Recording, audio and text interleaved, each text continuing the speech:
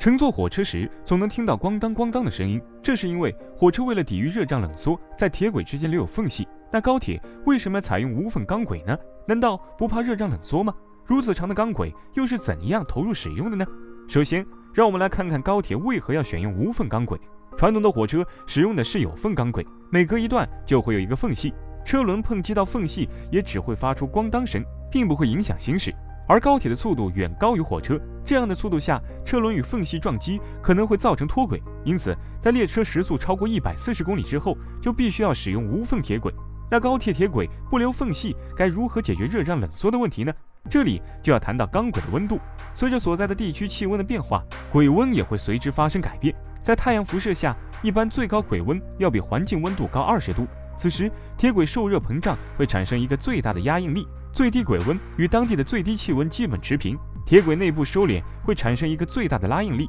而恰好不产生压应力，也不产生拉应力温度，就是锁定轨温。锁定就是无缝线路在全部落槽的情况下，将接头零件和扣件全部紧固的过程。轨温就是铺设时钢轨的平均温度，它就像是一个中间温度，既能容纳夏季最高温度时钢轨的伸长，也能包容严冬最低温度时的收缩，保证钢轨的变化始终处于合适的范围内。在铺设钢轨之前，专业人员会根据当地长期的气候变化，计算出合适的锁定轨温。在施工时，如果施工温度低于设计的锁定轨温，就要通过计算两个温度之间的温差，然后得到铁轨在这个温差下的伸长量，再采用机械手段进行拉伸，就可以满足要求。但是如果施工时的温度高于锁定轨温，就不得不另选时间再进行铺设。铺设过程中，工人们将会利用扣扳和螺栓把钢轨死死地摁在轨枕上，将温度形变控制在两个轨枕之间。那如此长的钢轨又是怎样投入使用的呢？钢轨在出厂时也是一节一节的，